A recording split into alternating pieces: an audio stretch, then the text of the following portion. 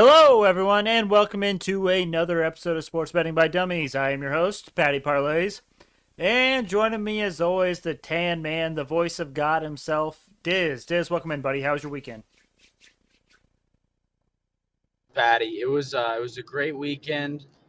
U.S. Open was phenomenal to watch down the stretch. I wish Z Spot could have pulled it out there at the end, but nonetheless, we cashed a top 10 for him. So, pretty good weekend personally and gambling wise.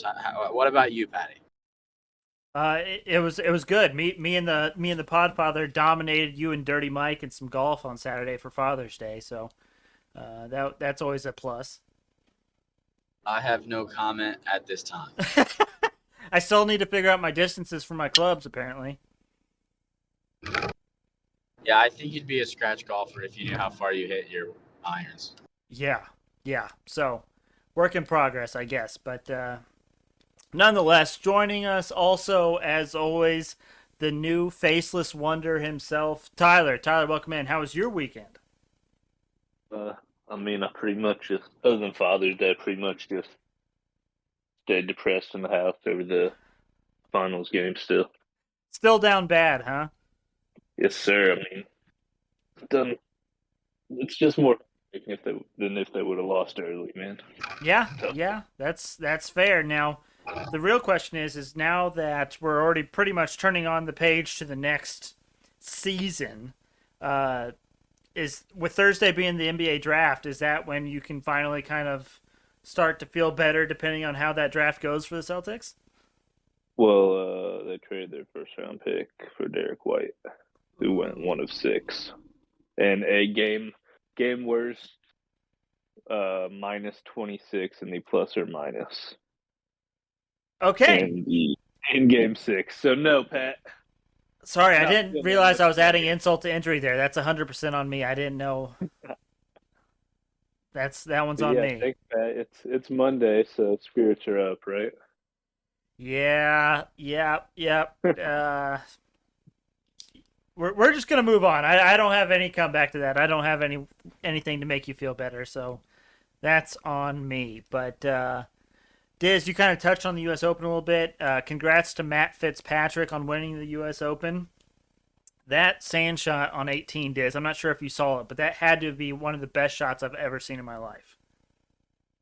Yeah, I saw that, and I think the commentators made it better because off the tee they were like, "There's one spot he can't be, Mm-hmm. and it's in the left bunker." So like he's in the bunker. I'm sure it was a really hard shot, but the commentators made it seem like okay, he's like walking away with a par would be immaculate.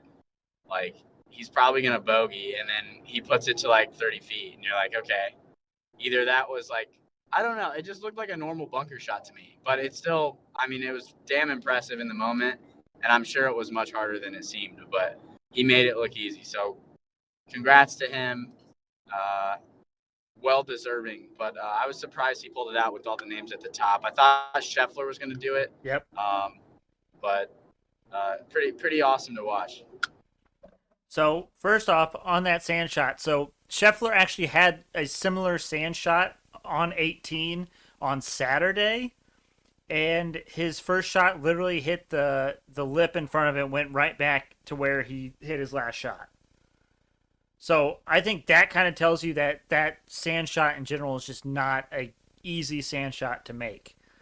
Um, Gotcha. but then yeah, I'm kind of with you. Early on, I thought Scheffler was going to run away with it. I thought Zalatoris, because his putter got hot and he was feeling it, I thought he was going to run away with it.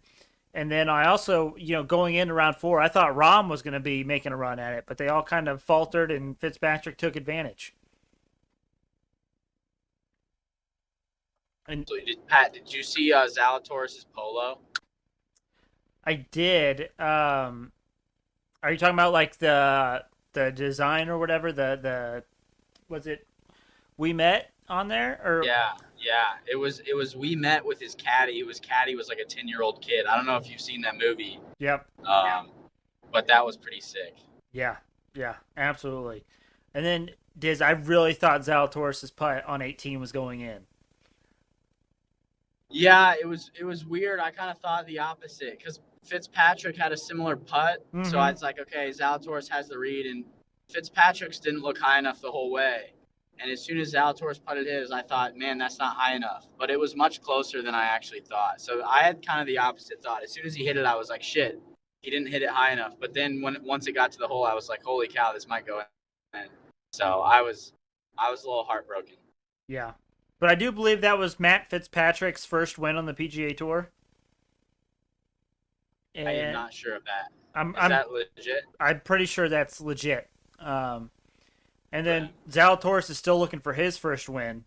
And boy, he's had so close the past 3 majors, right? Masters, he finished second. And then he lost in a tiebreaker in overtime at the PGA Championship, and then just lost on that last one on yesterday. Yeah, he's got 6 top 10s in his first 9 majors, and shout out Doug here, but Doug told me one of those includes a withdrawal. I don't know if it was because of injury or if he was so far behind or what, but essentially of the 8 that he has finished, he's been top 10 6 of the 8, which is nuts. Yeah, man. I just want him to win one so bad, and I want him to win a major as his first tournament win, not some no-name field because everyone's playing in the LIV instead, right? Like, I want him to win a major. Yeah. Also, I was pretty shocked about the live performance. I know they're not. I know the best of the best are still in the PGA, except for maybe Dustin Johnson. But it seemed like all the live players performed horribly, which was a huge win for the PGA. Yeah, but I kind of expected that. That's why that first round I bet against the group of Louis Oosthuizen, Phil Mickelson, and Shane Lowry. Shane Lowry seemed like a gift because it's just a lot. It's just a different pressure, right? It's a different feel coming from a different tour, if you will. Yeah, for sure. But I want to say now I'm not entirely sure on this because it's been a while. It's been a couple weeks since the LIV tournament. But did Keegan Bradley participate in the LIV? I'm not sure on that. I know he finished like 1 or 2 under, so he was probably top 10. Yeah, I was gonna say I thought he was, and I would say he was definitely the best LIV finisher if that's correct. If that's actually the case. So Do a quick Google search to fact check that. yeah, I tried to. It didn't reduce too much results. Let me see if I can just Google LIV. Sure, golf leaderboard.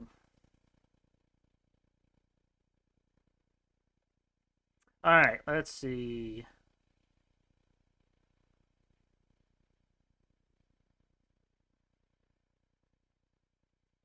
Okay, I was wrong. What's new, right? I know he got a big ovation at the end. Is he from like Boston or something? I think that's what it was. Another Google search.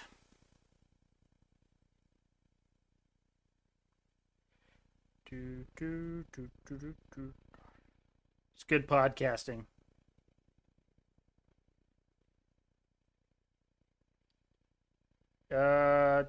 He's from what's Woodstock VT? That would be Vermont. Yeah, never mind. Oh, for some I reason, don't know. He got a huge ovation at the end. I wonder if just a bunch of his family was there or something. yeah, he was super excited too. For some reason, when I saw VT, I thought Virginia Tech, and I'm like, wait, that's not a state. Damn it, Pat. I know, killer. You should have kept that one to yourself. I'm a free spirit on here. I let some things fly. Yeah, I respect that. Next episode, we'll get some blank maps of the U.S. and fill them in and see who gets high score. Oh yeah, there we go. Some geography homework. Dizz, anything else you want to touch on the U.S. Open before we move on? I think the next LIV tournament might be the weekend before July 4th, so not this weekend, but next. Yeah, I think this is a cool stretch too because the Open is in like 3 weeks. So it's cool that those two are so close together. I'm excited about the Open because Tiger's going to play. St. Andrews is his favorite course. I can see Tiger shocking some people. So be alive. Am I going to have to be the dick that takes Tiger to miss the cut? it's good value, I may consider, but I don't know. He made the cut at Augusta. Did he not? I don't know. Maybe he didn't. I don't even remember. Yeah, he did make the cut at Augusta, but or no, uh, he made the cut at the PGA Championship, but he withdrew before the fourth round, right? Oh, that's right. I don't know what he did in the Masters. Right now, you can get. It's great podcasting. Right now, you can get Tiger Woods to win the Open Championship at 4,100. Doesn't seem like good enough value, but I hope he wins. Yeah, not you could pay me 4,100 to take that bet. So, anyways, moving on, the NHL Finals. We have Game 3 tonight. It is in Tampa Bay.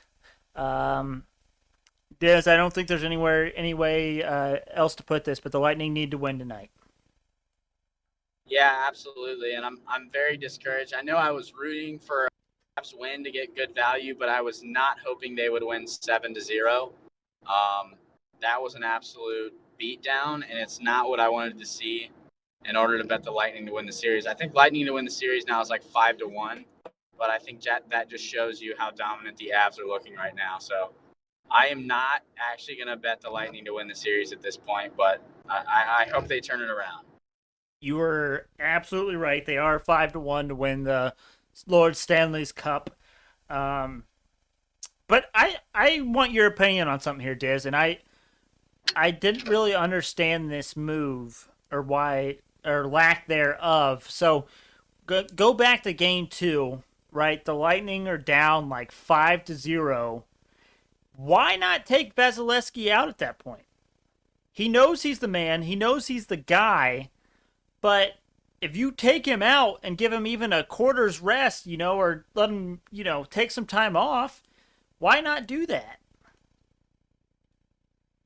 I don't know. Maybe it's just he's between the pipes every period of every game in the finals. I mean, sometimes, sure, you rest your goalie, but in the Stanley Cup, they normally play every period of every game if they're a top-tier goalie like Vasilevsky. So maybe you just keep him in, don't get him out of his rhythm.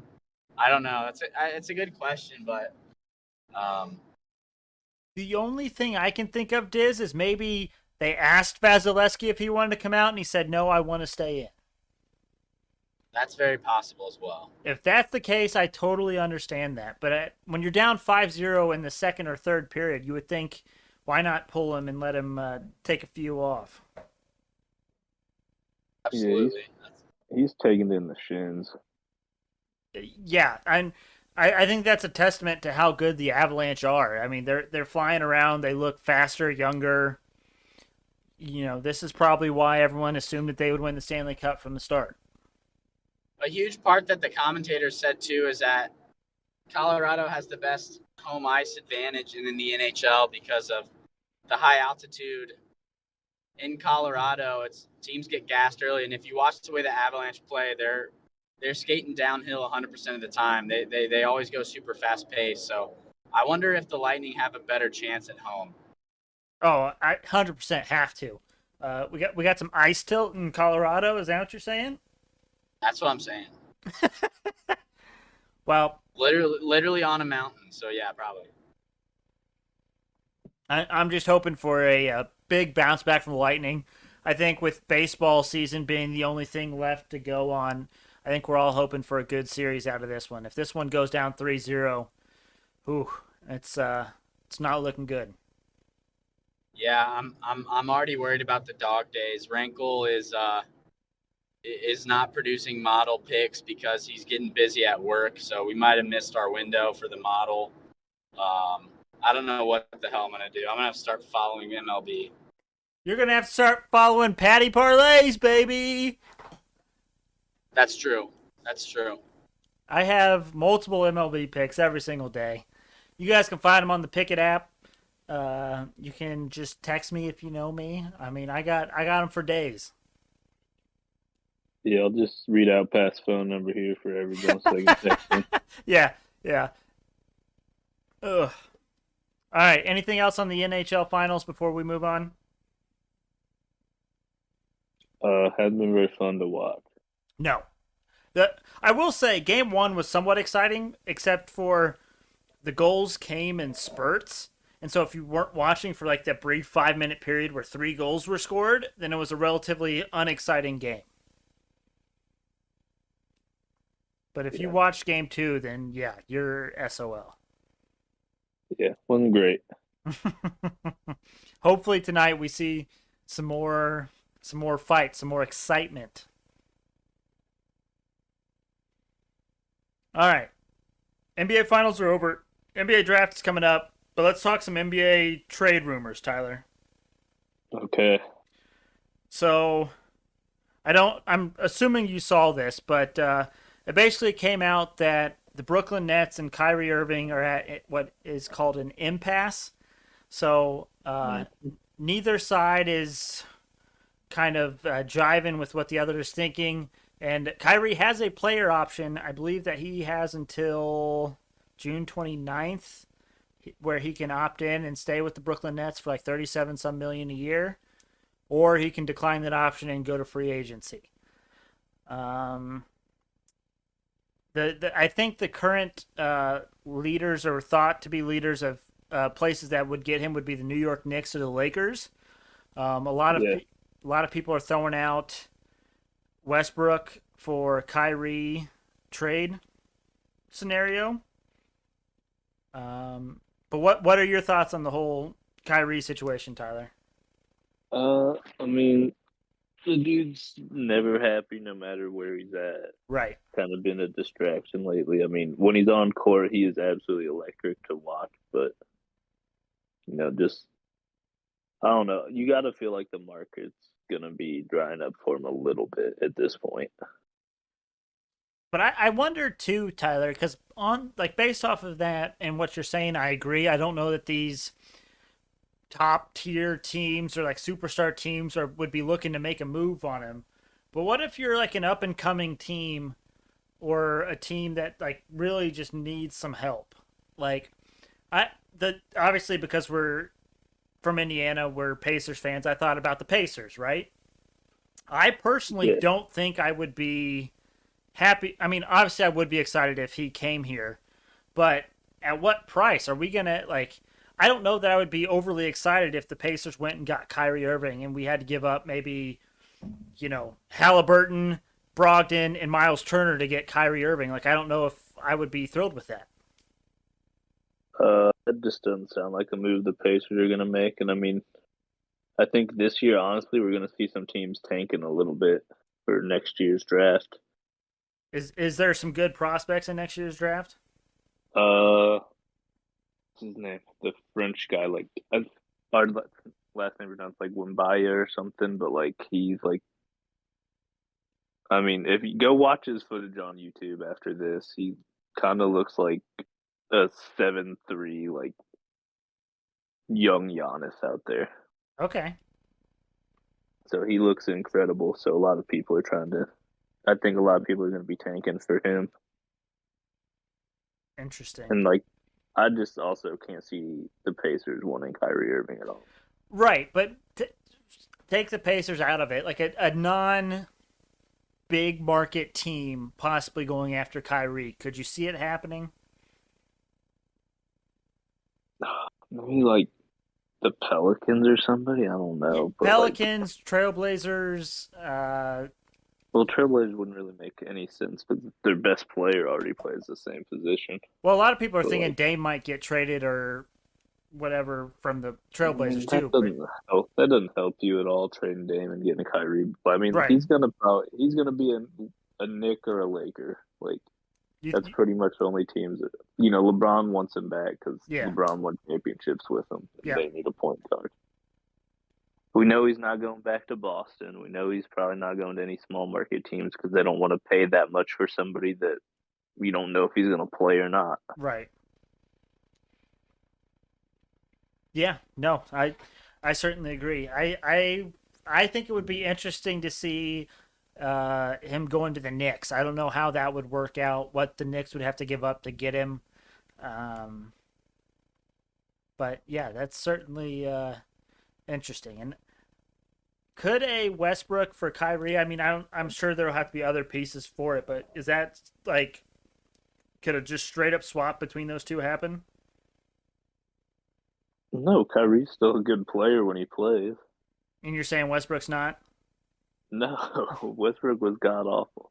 They'd have to give up some first along with Westbrook, and I don't think they really have first less or left for a long time since you can't trade first in consecutive years. Yeah, good point. Hmm. Well, it'll certainly be interesting. If I were to bet, I would say he ends up back with the Nets. Oh, maybe could end up in someone could dump him down to like the Rockets or something just to get rid of him.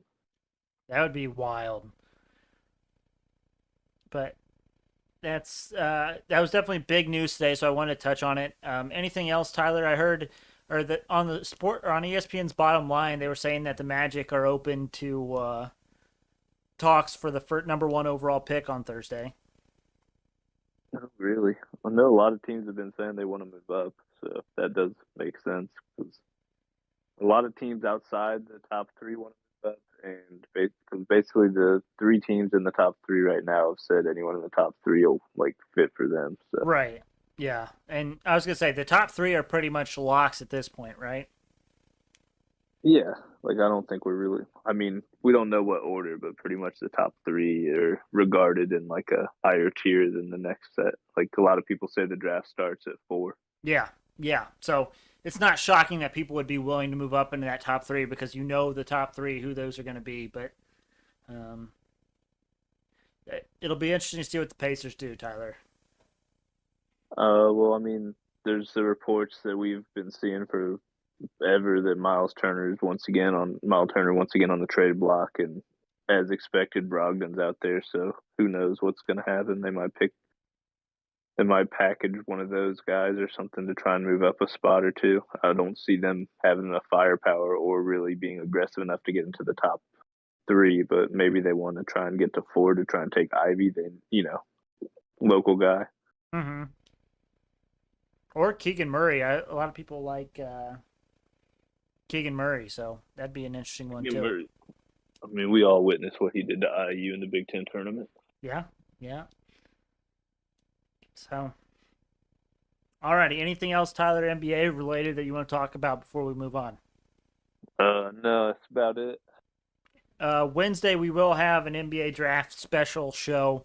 We'll be giving out draft talks. I'm sure there'll be more trade rumors, more things that come out before then, but we will get you ready to get some NBA draft bets in for Thursday.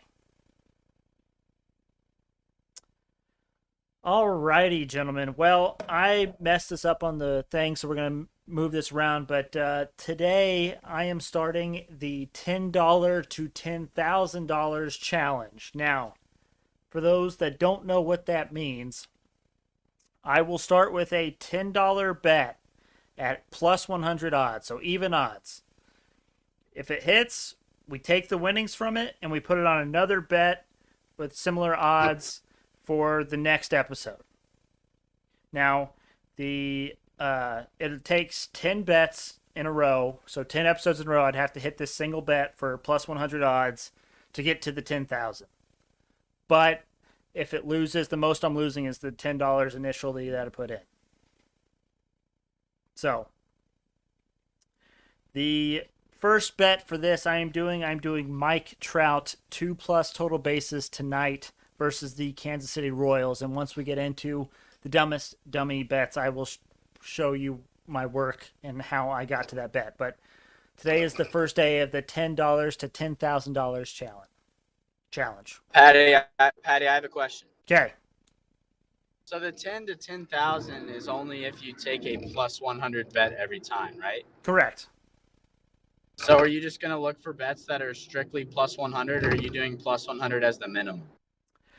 So obviously it may be tough to find an exactly plus 100 bet, right? If I get like plus 110, that's fine. I'm still only going to put like the $20 or whatever back on. So there's a chance I could make up some money, get a little bit of money on the side there if I take bets that are more than plus 100. And I might even, if I hit one bet that's plus 110, then the next time I might take one that's minus 110, But it'll be pretty much in that plus 100 range. Because you want your winnings of the bet to be covering your next bet in the series, if you will. And at what point are you gonna just take the win? I would love a 10 to 10,000. I think that'd be electric. But I feel like if you get up a couple $100, is there a shame of walking away? There will be a shame for me because that would just go against everything I'm about, Diz. I'm an integrity guy. I'm going for it all. Now, I love that. Ty's following along in this challenge. If we get to like $1,000 and Ty says cash me out, okay, fine.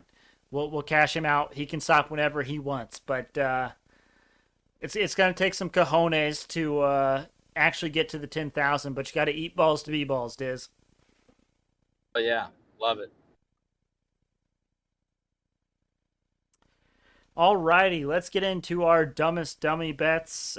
Review them from Friday. I went 0 and I think technically, well, that's not right. I went 2 and 4, I think, because I actually went 2 and 2 on Friday on my actual bets, but then I had a couple outstanding ones for the U.S. Open from last Wednesday's episode. So, Diz, how did you do?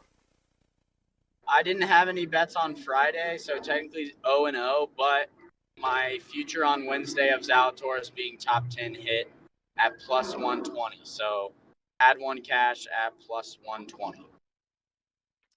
Nice. And Tyler, how did you do? Pretty sure I went over. It was just 0 for 1, right? Because there was only one boost. It was a baseball boost. No, that was today, wasn't it? Let's see. Well, I think there was only one on Friday as well. We've kind of been hitting a dry spell as far as boosts go.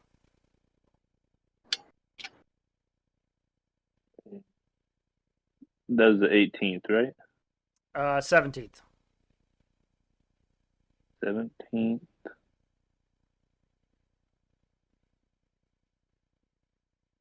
I had 17th, yeah, just the MLB boost. Okay, thought so. So in the competition, I am up 1.52 units. Tyler is up 2.7 units, and Diz is up 4.85 units. Pretty good month for us so far, gentlemen.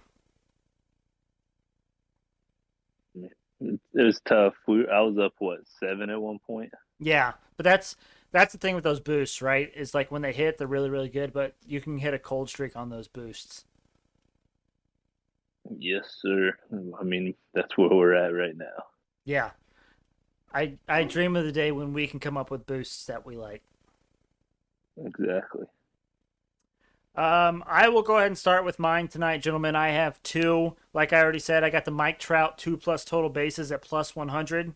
He has hit this in 4 of his last 5, and he's going up against Chris Bubich tonight, who has an 8.36 ERA.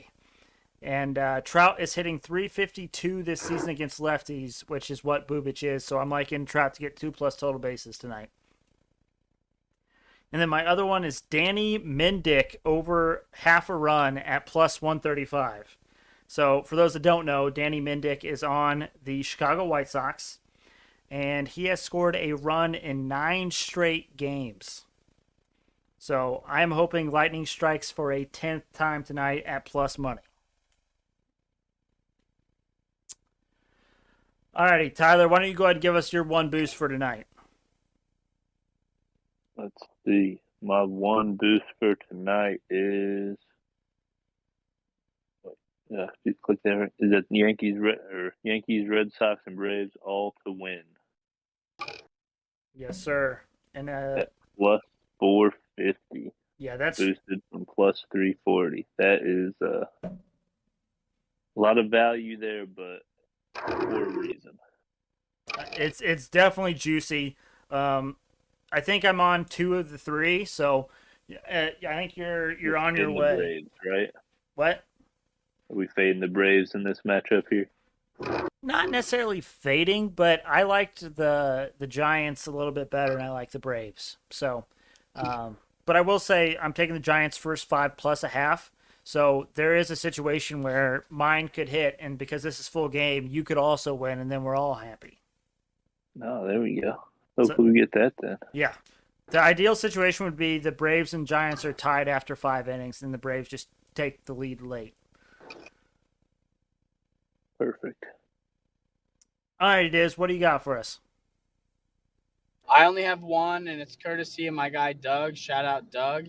Shout out, He Doug. likes the he likes the Angels -1.5 tonight. I believe it's at plus money. I haven't taken the bet yet, so I don't know exactly the value. I don't know if you can pull that up real quick, Pat. But I'm riding with my guy Doug. Angels -1.5 tonight. Angels -1.5 is -108. It's minus value. Oh, I thought it was at plus money when he texted me. Maybe that changed. It probably was, but I will say the one thing to be cautionary of is the Angels are actually the worst hitting team against left-handed pitching, and Bubic is a left-hander. Well, damn it. So it might be a trap, but we're gonna trust our boy Doug on this one. Yeah. Hey, bet together, win together. I'm gonna ride with him. Whatever I bet it at, Pat, I'll let you know the value because I'm also on DraftKings, so I wonder if that's a little different. Could He's be. actually on points. He's actually on points bet too, so it may have better value than DraftKings and FanDuel. But I'll let you know what I bet it at. Okay, sounds good. All right, gentlemen, let's talk about group best bets. We went 2-1 on Friday, so as a group, we're up 7.18 units. We're cooking. Fun fact though, it is actually not our greatest month so far this year. For those that are wondering, March we actually finished up 8.3 units. So we have March's number in sight. We just got to finish strong. Do you know what we are each month, Patty? Like, do you know what we've been historically? January, February, March, April, May. Yes, sir. What are we? Do you know what we are like combined, like at the sum of all those? Year to date, we are up 1.55 units. I thought it'd be more than that. I'm not gonna lie. Well, as is the case with most gambling, we were very up some months and we were very down some months. But almost at the halfway point into the year, and we are positive units year to date. So I think that's a win in our book. Pretty good. Pretty good. But what are we liking tonight, gentlemen? I mean, I feel like this we have to do Lightning money line. What's the value on that? -115. Oh God. What? You don't like that value? I don't like that it's minus after game 2. What's the over? What's the total goals? Over 6 plus 104. I like that a little bit better just because the Lightning will be better at home offensively, and we saw the Avs score 7 by themselves in game 2. So I would lean the over ahead of Lightning money line.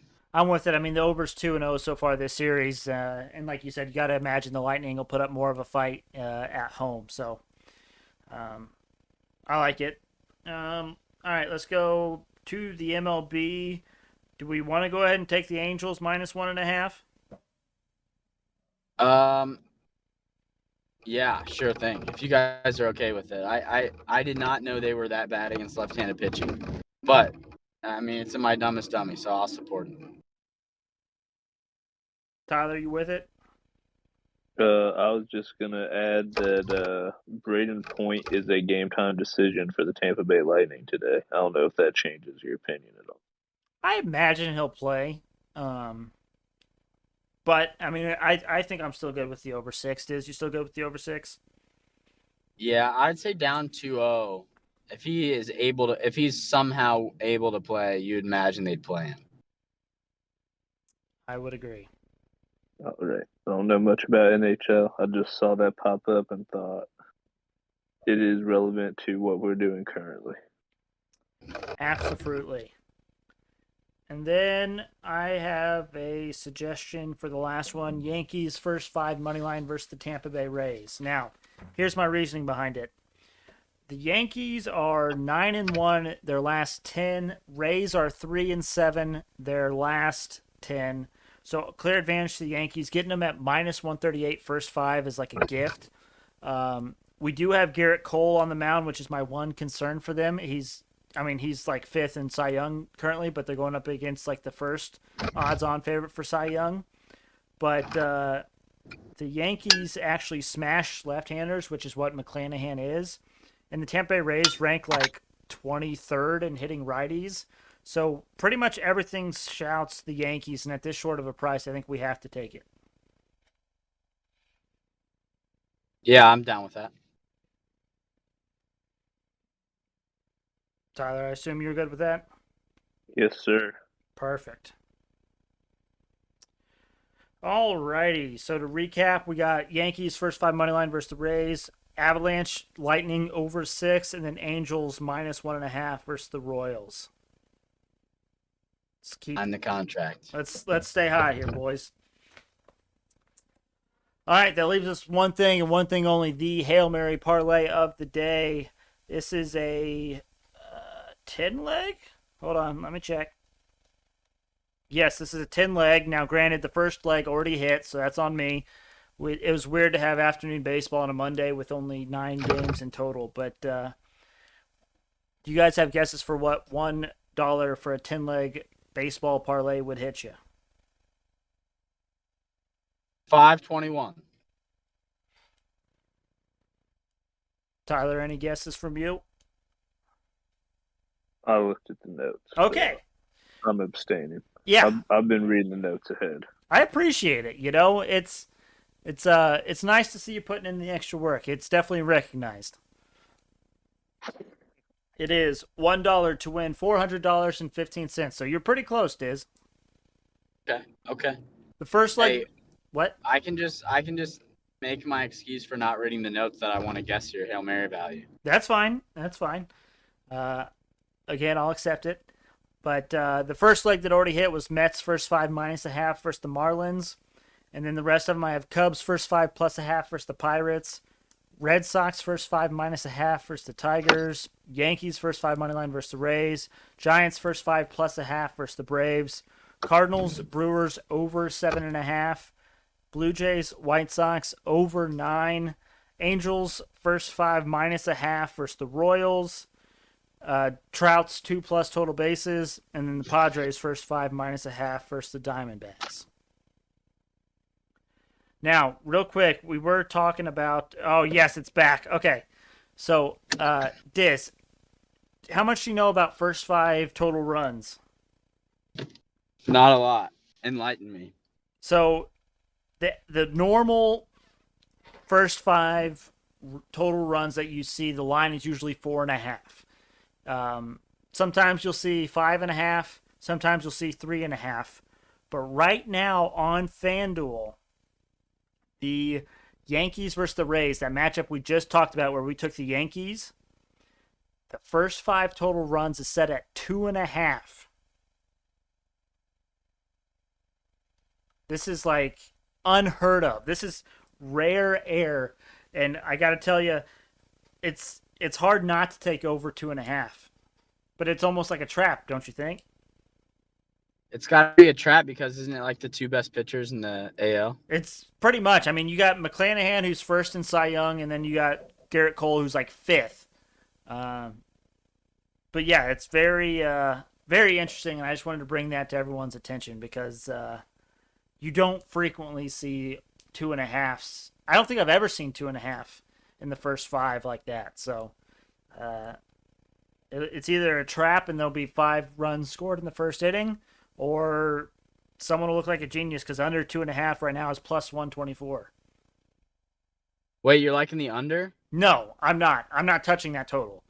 Oh, okay. What I'm saying is if someone has the balls to take the under 2.5, you can get pretty good value at plus 124. I think I'm going to take the over. It's minus 152. It's a little too juicy for my liking. Not great value, but hey, I'll ride it. Yeah. All right, gentlemen. Anything else we need to get off our chest before we call it a day? I want to say that shirt pretty fresh, Patty. Oh, you like this? I do like that. Oh yeah. Oh, look at that. The thing of beauty. Oh yeah. And if you missed that, that's because you're not watching on YouTube. Go to youtube.com, type in Sports Betting by Dummies in the search bar. Look for the black and yellow logo. You cannot miss it. That is probably the first one that you'll see on there. So thanks for that little plug there, Tyler. You're welcome anytime.